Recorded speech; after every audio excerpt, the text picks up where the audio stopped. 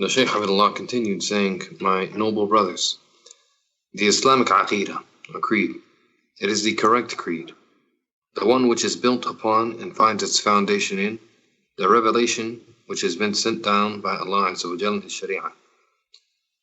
And this Aqeedah is built upon something which is comprehensive for all people. And this goes for absolutely all of the nations of the earth, those of past and those that shall come after the coming of the Prophet Muhammad ﷺ. And so it's an obligation upon all people to embrace this Aqeedah, to study it, understand it, and accept it with all of its different issues and from all of its angles, if they want true success and if they want to die upon the truth and upon Islam. From the issues that this Aqeedah addresses are what has to do with the belief in Allah's Prophet and Messenger Iса alayhi salam, Jesus, the son of Mary. When it comes to people's different beliefs concerning him alayhi salam, we would find that there are three main groups of people. Two who go to an extreme and one who are moderate and balanced in the middle of these two extremes. As for the first of the two extremists are the Christians, those who have gone too far in venerating him alayhi salam to the point that they worship him instead of Allah. They make him part of a trinity, the third of three, and they make him the son of Allah. And because of this extremist belief of theirs, Allah Azza wa Jal declared them disbelievers in His book. When He said, subhanahu wa ta'ala, فَقَدْ كَفَرَ الَّذِينَ قَالُوا إِنَّ اللَّهَ هُوَ الْمَسِيحُ ابْنُ مَرْيَمَ. Certainly, they have disbelieved those who have said that Isa, the son of Maryam, is the son of Allah. He said elsewhere, لَقَدْ كَفَرَ الَّذِينَ قَالُوا إِنَّ اللَّهَ ثَالِثُ ثَلَاثَةٍ. Certainly they have disbelieved those who say that Allah is the third of three. So this is the first group when it comes to their extreme belief in Isa alayhi salam. As for the second, who are the Jews, they've gone to the other extreme, not believing in him at all, failing to respect this prophet that was sent to them to guide them. And that was after Allah Azza wa Jalla having sent to them the Prophet Musa alayhi salam. And as He said about him, مُصَدِّقًا لِمَا بَيْنَ يَدَيْهِ مِنَ التَّوْرَاةِ وَلِيُحِلَّ لَكُمْ بَعْضَ مَا حُرِّمَ عَلَيْكُمْ.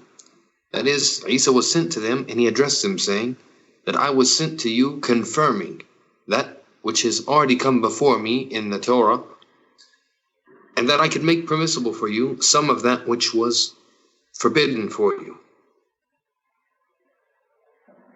Because of their extreme belief in him, however, which was that they rejected him altogether, they not only refused to believe in his message, but they fought against him.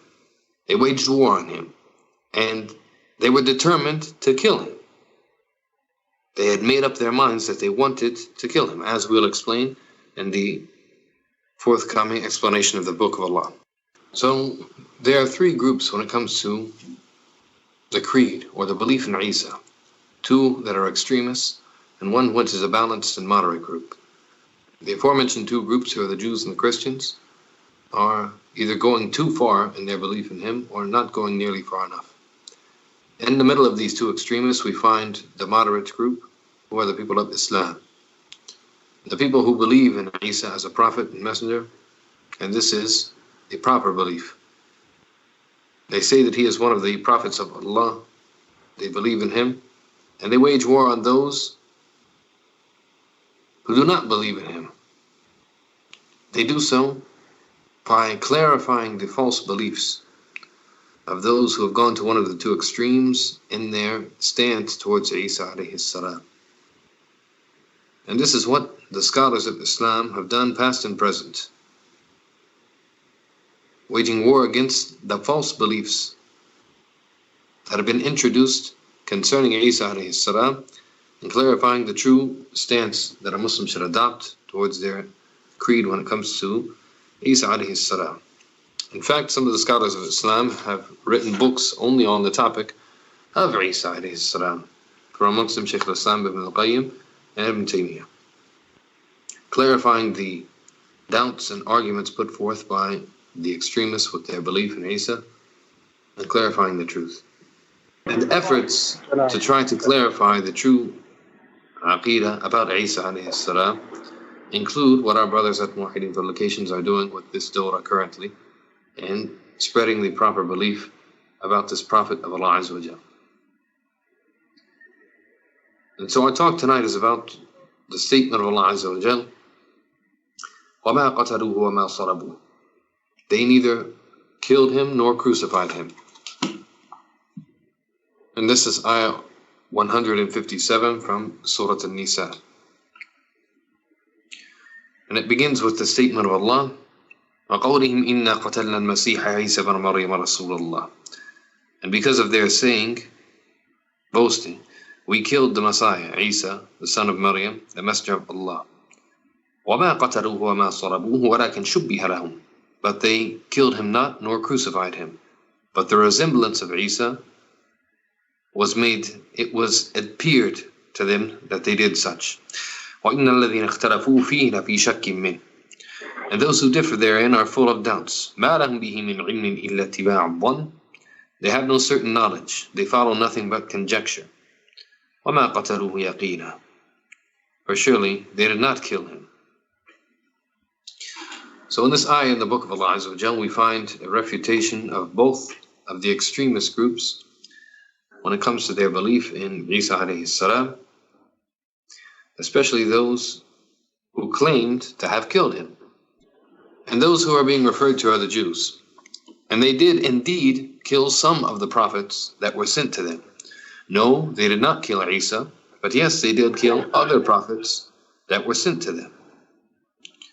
In fact, they were proud of this, proud of having killed those who were sent for their guidance. And this is, without doubt, from the greatest of disbelief and heresy, and from the greatest of sins. May Allah protect us from such. Waging war against and killing someone who was sent for their own guidance. They killed those who were calling to Tawheed. Du'at al-Tawheed were the ones that they waged war on, and even went so far as to kill.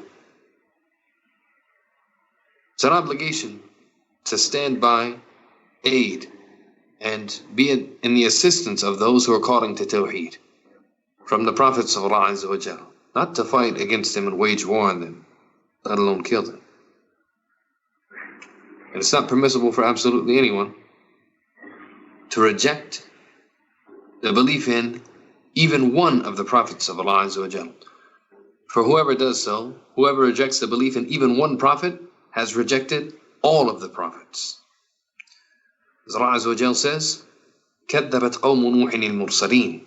The people of Nuh rejected the messengers, plural.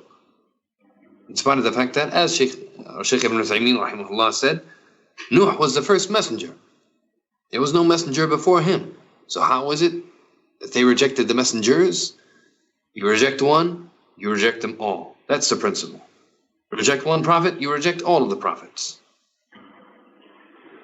So by belying and rejecting Nuh alayhi salam, his people were belying and rejecting all of the messengers.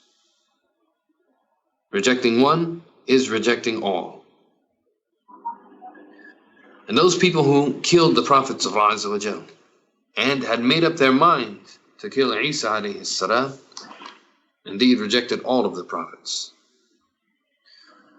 And when they said, boasting about what they thought to have done, وَقَوْلِهِمْ إِنَّا قَتَلْنَا الْمَسِيحَ عِيسَى بْنَ مَرْيَمَ.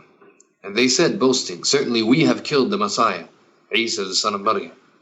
They were bragging about having done this. Allah refuted them, saying, وَمَا قَتَلُوا وَمَا صَلَبُوا وَلَكِنْ شُبِّهَ لَهُمْ. They didn't kill him, nor crucify him, but it was made to seem so to them. The scholars of tafsir have differed about what is the meaning of the statement of Allah Azza wa Jal, وَلَكِنْ شُبِّهَ لَهُمْ. But it was made to seem so to them. We will talk about this in more detail. This ayah, وَمَا قَتَلُوهُ وَمَا صَلَبُوهُ وَلَكِنْ شُبِّهَ لَهُمْ. They neither killed him nor crucified him, but it was made to seem to them as such. This ayah is a refutation of the creed of the Jews who claim to have killed and crucified ʿīsā alayhi salam. As for the statement of Allah Azza wa Jal, وَلَكِنْ شُبِّهَ لَهُمْ, but it was made to appear to them, or it was made to seem to them that they did so, then the scholars of tafsir have a difference of opinion concerning what this actually means, that it was made to appear to them as such.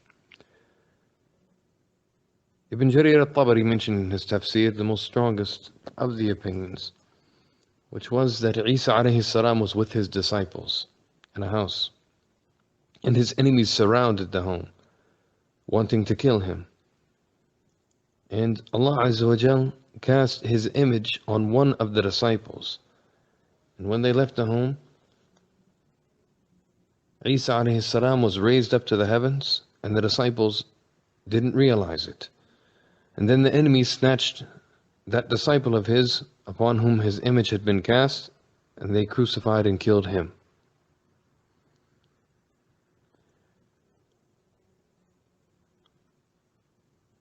From here we understand how false and corrupt the creed is of the Jews who claim to have murdered a prophet of Allah Azza wa Jal. The reality is that they didn't kill Allah's Prophet Ṟīsā alayhi salam, nor crucified him, but it was made to seem to them as such. There are some narrations that say that Ṟīsā alayhi salam made an offer to his disciples and asked them, which one of you is willing to have my image cast upon him, and in turn he will have Jannah. As Ibn Jarir al-Tabari said, however, these narrations are da'if. The Jews and Christians maintain that Ṟīsā alayhi salam was crucified and killed. And the reality is that neither of these took place. He was neither crucified nor killed. Allah Azza wa Jal caused him to ascend up to the heavens. And at the end of time, he will come back down to earth.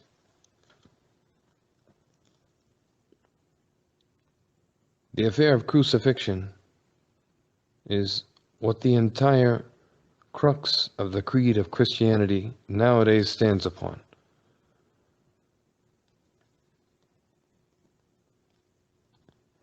And one may ask, how is it that Allah Azza wa Jal would allow one of His prophets, or as they say, His own son, to be killed in order to expiate the sins of the children of Adam? The Shaykh said, I don't know with which intellects the people are thinking when they allow such statements to come out of their mouths. I don't know what type of common sense they are using when they accept such ideas. Who in the world would allow his own son to get murdered in order to atone for the sins of his neighbor? This is absolutely ridiculous.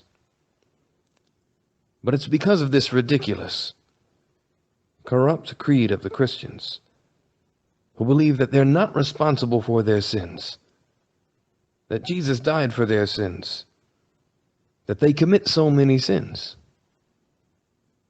because they feel they're not responsible before Allah and they won't be punished by Allah for their sins. They've opened the door for themselves to indulge in as much sin as they want. When the enemies of Ṟīsā alayhi salam came for him, his image was cast upon one of his disciples.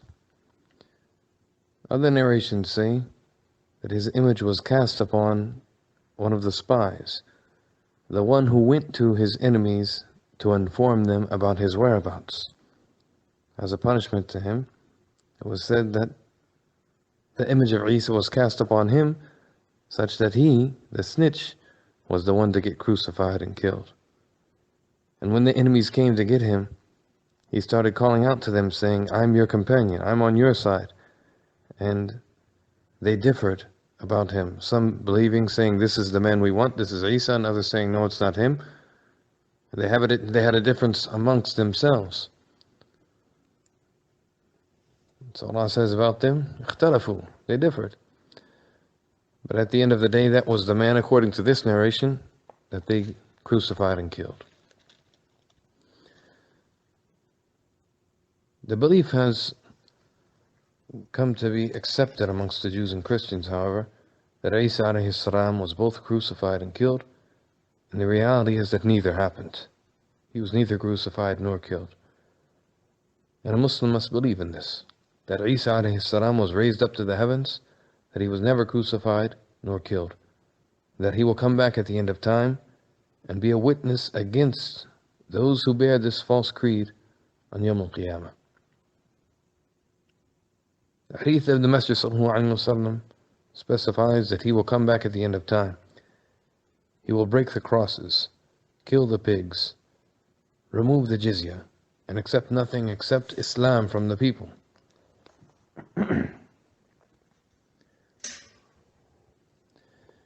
He will come back at the end of time, believing in and following the Prophet Muhammad ﷺ. And so he will not be a new messenger who was sent to mankind. He will be a follower of the Prophet Muhammad ﷺ. He will rule by his Sharia, and he will kill the Antichrist, al-Masih al-Dajjal. All of these narrations are evidence of the reality that Isa alayhi salam was not killed or crucified, but raised up to the heavens, and that he will come back down from the heavens at the end of time. When it comes to the Muslims' belief in Allah's Messenger Isa alayhi salam and in all the prophets and messengers of Allah Azza wa Jal, our obligation is first and foremost to believe in them. Give them their due reverence and respect without going to extremes, going overboard, and raising them above their human status. We believe in them, but we don't ascribe to them attributes of divinity. That's one extreme. The other extreme that we do not go to is to speak ill of them. We don't say anything bad about the prophets of Allah Azza wa Jal. We don't say that they had a bad temper and that they were moody people and the likes, like Sayyid Qutb and others said. We don't speak ill of the prophets of Allah subhanahu wa ta'ala. It's an obligation upon us to believe in them, to follow them, to respect and revere them. But we don't go overboard and raise them above their human status. We don't make dua to them. We don't say that they are the sons of Allah. We don't say that they are part of a trinity. All of these are corrupt beliefs. The truth is that Isa alayhi salam was raised up to the heavens. He was never killed nor crucified. But it was made to appear to his enemies that this happened. They thought that they killed and crucified him. And Allah Azza wa Jal allowed for this to happen for a reason, in order to test the people. Certainly Allah Azza wa Jal is capable of defending his enemies, of defending his allies. He is capable, subhanahu wa ta'ala, of defending his allies and his prophets, such that no one could harm them. And he allowed this to take place, a situation where it seemed and was made to appear to his enemies that his prophet and messenger Isa alayhi salam was harmed, but he allowed this to take place for a hikmah. That's to test the people.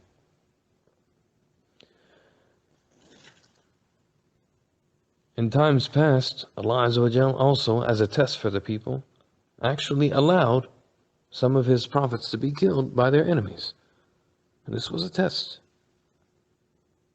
And the obligation upon the believers, when tests come, is to have patience. The people involved in da'wah must be patient. Alif Lam Mim. أحسب الناس أن يتركوا أن يقولوا آمنا وهم لا يفتنون. Do the people think that they will be left alone saying that we believe, and they won't be put to a test? وَلَقَدْ فَتَنَّا الَّذِينَ مِنْ قَبْلِهِمْ. Certainly we put to trial and test those who came before them. فَلَنَعْلَمَنَّ الَّذِينَ صَدَقُوا وَلَنَعْلَمَنَّ الْكَاذِبِينَ. We will certainly know, with a knowledge that's apparent for everyone else to know, who are the truthful people and who are the liars.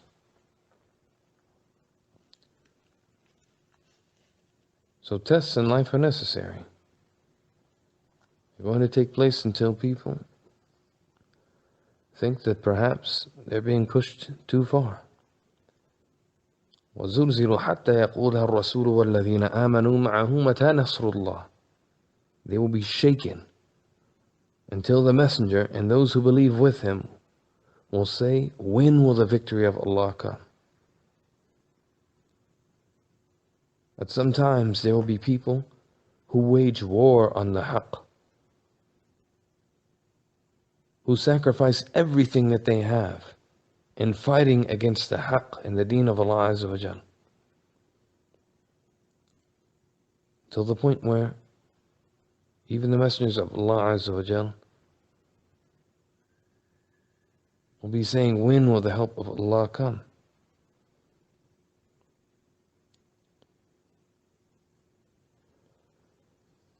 When we look in the history of Islam, we can find examples of scholars who were tested and remained patient. Sometimes they remained patient up until they died or were killed, and they still didn't see the fruits of their patience or their da'wah. The fruits of their da'wah may have come after their death. It could be that because of their patience, because of not letting go, because of holding on, sometime after their death, their story would be remembered, and generations of people would follow in their footsteps, and the fruit of their da'wah would prove generations later, and people would remember their story and make dua for those scholars who died, remain patient upon their da'wah. Remain patient. Stay firm. Don't be fooled and fall into the doubts and desires and arguments of the people of falsehood who want you to compromise and leave your religion. Hold firm to your religion. Your deen is a firm mountain. This aqeedah that you are upon, the aqeedah of Islam, the Sunnah, is a mountain that's firm. Don't have any doubt about it. Don't stray from it. Hold tight to it. We ask Allah subhanahu wa ta'ala to grant us firmness upon His deen. The Shaykh ta'ala concluded saying, this is my advice to you, O my dear brothers, that you who are living in those faraway lands, non-Muslim lands, you remain firm upon your religion, and that you don't delve into the doubts and arguments put forth by the enemies of Islam, such that you slip from your religion, except for those who may have knowledge and are able to combat those doubts and those arguments. Otherwise, don't get involved. There's nothing like safety. Remain safe, remain far away from the doubts and the trials and tribulation. You who are in small numbers there in those lands should remain firm to one another. Be brothers, love one another, stick together. Be close and be firm upon the truth, joined and united with one another. Indeed, you are in ghurba. You are in a strange situation. You are strangers in a strange land. People look at you as being strange. But this is the ghurba of Islam. This is how the Prophet ﷺ foretold that the people would be at the end of time. So hold on to your deen. Or you are living and are surrounded by people of other religions. Hold on to your religion. Be like one hand, all of you together, be one hand against everyone who opposes you. You only have your brothers. This is the only thing that you have. And the person doesn't have anything except his brothers. So be united. Be united upon the truth, and stick to the advice of your senior scholars. We ask Allah subhanahu wa ta'ala to grant you all tawfiq, and to protect us from all of the trials and tribulations, those that are outward and those that are inward.